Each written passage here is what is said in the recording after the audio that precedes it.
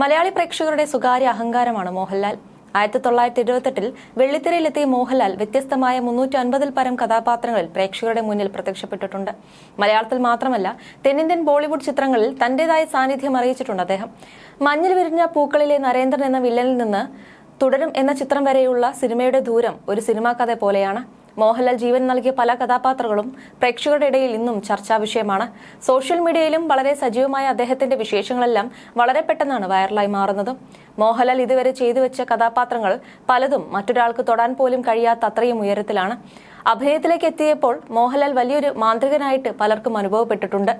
Good evening Mises പ്രഭ നരേന്ദ്രൻ. മലയാളികൾ അമ്പരപ്പോടെ കേട്ട ഒരു ഡയലോഗായിരുന്നു ഇത്. മലയാള മനസ്സിൽ മഞ്ഞിൽ വിരിഞ്ഞ പൂക്കളിലെ ഈ ഡയലോഗ് പതിഞ്ഞിട്ട് 45 വർഷം പൂർത്തിയായി. മോഹൻലാൽ, പൂർണിമ, ശങ്കർ, ഫാസിൽ തുടങ്ങി അതുല്യ പ്രതിഭകളെ മലയാളികൾക്കും സിനിമാ ലോകത്തിനും ലഭിച്ച സിനിമ കൂടിയായിരുന്നു മഞ്ഞിൽ വിരിഞ്ഞ പൂക്കൾ. 180 ദിവസത്തോളം തിയേറ്ററുകളിൽ ചിത്രം പ്രദർശനം നടത്തിയിരുന്നു. എന്തായാലും സിനിമയോളം തന്നെ മലയാളികൾ ആഘോഷമാക്കിയ ഒന്നായിരുന്നു ചിത്രത്തിലെ പാട്ടുകളും. എത്ര കേട്ടാലും മതിയാകാത്ത മഞ്ഞിൽ വിരിഞ്ഞ പൂക്കളിലെ ആ ഗാനങ്ങൾ മലയാളികൾക്ക് ഒരിക്കലും മറക്കാൻ കഴിയില്ല.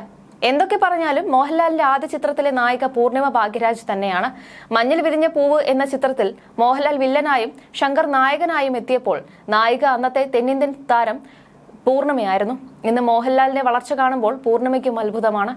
അതേക്കുറിച്ച് നടി ഇപ്പോൾ സംസാരിക്കുകയാണ്. മോഹൻലാലിന്റെ ആദ്യത്തെ സിനിമയിലെ നായിക എന്നതാണ് എനിക്ക് എപ്പോഴും ഓർത്തു വെക്കാൻ പറ്റുന്ന കാര്യം. ശങ്കർ നായകൻ, ഞാൻ നായിക, മോഹൻലാൽ വില്ലൻ. മോഹൻലാലിന്റെ ആദ്യ 3 സിനിമയും ഞങ്ങൾ ഒരുമിച്ചായിരുന്നു. ഞാനും ശങ്കറും മോഹൻലാലും ഞങ്ങൾ എപ്പോഴും ഒരു സെറ്റായിട്ടാണ് ഉണ്ടാവാറുള്ളത്. വളരെ കംഫർട്ടായിരുന്നു ഞങ്ങൾ. ഇത്ര വലിയൊരു ആർട്ടിസ്റ്റാണ് മോഹൻലാൽ എന്നത് അന്ന് എനിക്ക് അറിയില്ലായിരുന്നു. വില്ലനായി അഭിനയിക്കാൻ വന്നിരിക്കുന്നു. ഒരു വില്ലൻ എന്ന് മാത്രമേ എനിക്ക് അപ്പോൾ തോന്നിയുള്ളൂ. ഗംഭീരമായി അഭിനയിക്കാൻ കഴിവുള്ള ആർട്ടിസ്റ്റാണെന്ന് തിരിച്ചറിഞ്ഞില്ല. പോകെയാണ് അത് മനസ്സിലായത്. അന്ന് ആദ്യ ചിത്രത്തിൽ എത്രത്തോളം കംഫർട്ടായിരുന്നോ അദ്ദേഹം, അതുപോലെ തന്നെയാണ് ഇന്നും. ഒരുപാട് വർഷത്തെ ഇടവേളയ്ക്ക് ശേഷം ജില്ല എന്ന തമിഴ് ചിത്രത്തിൽ ഞാൻ മോഹൻലാലിനൊപ്പം വീണ്ടും ഒന്നിച്ച് അഭിനയിച്ചിരുന്നു. അന്ന് ആദ്യത്തെ ദിവസത്തെ ഷൂട്ടിംഗ് ദിവസം 29 വർഷത്തെ ഇടവേളയ്ക്ക് ശേഷം എന്റെ ആദ്യത്തെ സ്റ്റാറിനൊപ്പം എന്ന് പറഞ്ഞ് മോഹൻലാൽ ഒരു ഫേസ്ബുക്ക് പോസ്റ്റ് ഇട്ടിരുന്നു. പറഞ്ഞാൽ വിശ്വസിക്കില്ല, മിനിറ്റുകൾക്കകം 50,000-ത്തിലധികം ലൈക്കുകളാണ് ആ പോസ്റ്റിന് വന്നത്.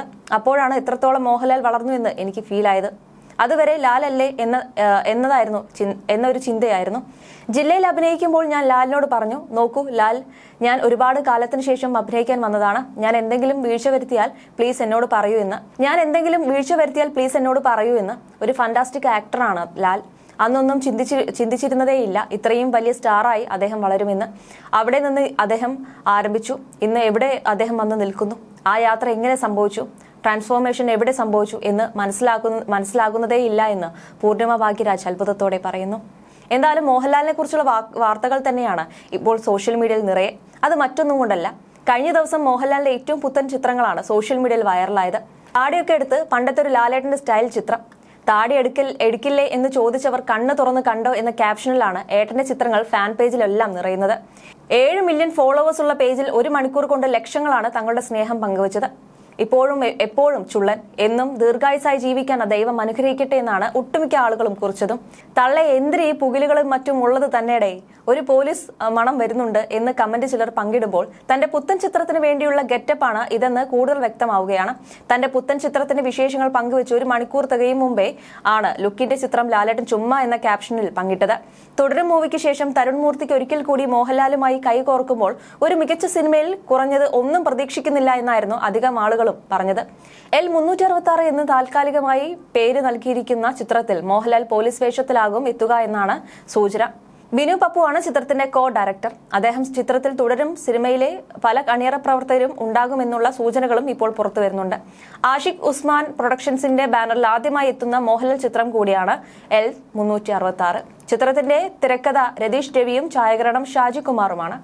മനസ്സിൽ നിറയുന്ന നന്ദിയോടെ ഞാൻ L366 യാത്ര തുടങ്ങുന്നു. നിങ്ങളുടെ അനുഗ്രഹങ്ങളും പ്രാർത്ഥനകൾക്കും നന്ദി എന്ന ക്യാപ്ഷനോടെയായിരുന്നു തന്റെ പുത്തൻ ചിത്രത്തിന്റെ പൂജാ ചടങ്ങുകളുടെ ചിത്രങ്ങൾ ലാലേട്ടൻ പങ്കിട്ടത്. എന്തായാലും 5 വർഷങ്ങൾക്ക് ശേഷമാണ് ഒരാൾ താടിയെടുത്താൽ ചർച്ചകൾ നടക്കുമോ?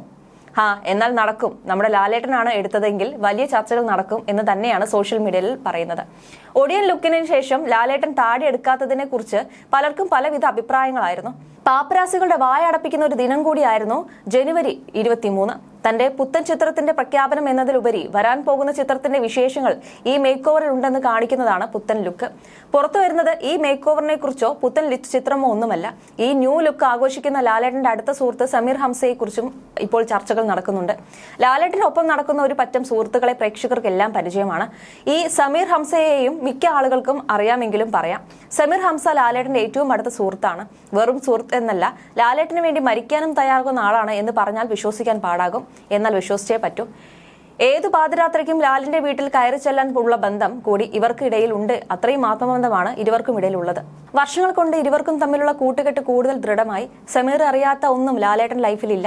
നിഴൽ എന്ന് പറഞ്ഞാൽ പോരാ, അതുക്കും മേലെയാണ് സ്ഥാനം. ബിസിനസ്സുകാരനാണ് സമീർ എന്ന് കരുതി മോഹൻലാലിന്റെ ചിത്രം നിർമ്മിച്ചുകൊണ്ടുള്ള അടുപ്പമല്ല ഇവർക്കിടയിലുള്ളത്. ചിലപ്പോൾ പറയില്ലേ ദൈവം ചേർത്ത് വെച്ചതെന്ന്. അങ്ങനെ ദൈവം ചേർത്ത് വെച്ച നിധിയാണ് സമീറിന് മോഹൻലാൽ.